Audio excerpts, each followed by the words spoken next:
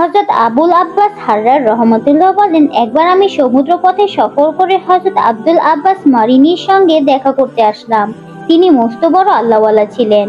আমি যখন তার কাছে বসা ছিলাম তখন এক ব্যক্তি তাকে প্রশ্ন করলো, হযরত, আকল এবং রূহ এই দুটির মধ্যে কোনটি বড়?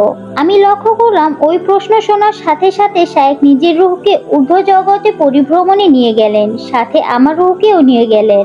আমরা ঊর্ধ্ব জগৎ অতিক্রম করতে করতে প্রথম আসমানে গিয়ে উপস্থিত হলাম। সেখানে আমি ঝলমলে নূরের মধ্যে ফেরেশতাদের আনাগোনা দেখতে পেলাম।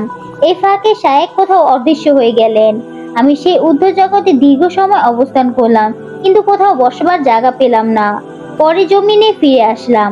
সেখানে ফিরে এসে দেখলাম হযরত শায়েখ এখনো জমিনে অবতরণ করেননি। কিছুক্ষণ পর তিনি প্রত্যাবর্তন করে সেই প্রশ্নকারীকে বললেন, নবী করিম সাল্লাল্লাহু আলাইহি ওয়াসাল্লাম যখন মিরাজে গমন করেন তখন তার সঙ্গে হযরত জিবরাইল আলাইহিস সালামও ছিলেন। কিন্তু হযরত জিবরাইল আলাইহিস সালাম নির্দিষ্ট সীমা পর্যন্ত যাওয়ার পর বললেন, হে মুহাম্মদ, আমাদের বিচরণ স্থলে একটি শেষ সীমা আছে। আমাদের জন্মের পর থেকে এখনো আমরা ওই সীমা অতিক্রম করতে পারিনি। তারপর নবী করিম সাল্লাল্লাহু আলাইহি সাল্লাম একাই সামনে অগ্রসর হলেন। হযরত জিবরাইল আলাইহিস সালাম ছিলেন রূহ আর নবী করিম সাল্লাল্লাহু আলাইহি সাল্লাম ছিলেন আকল। হযরত আব্দুল আব্বাস রহমাতুল্লাহ আরো বলেন, একবার আমি আমার ভাইকে মক্কায় রেখে মিশরে চলে আসলাম। পরে আমার সেই ভাই মিশরে চলে এসে আমাকে সালাম করলো। তাকে দেখে আমি অত্যন্ত খুশি হলাম। সালাম কালামের পরে সে আমাকে বলল, ভাই, আমি ক্ষুধায় কষ্ট পাচ্ছি, আমাকে কিছু খাবার দিন।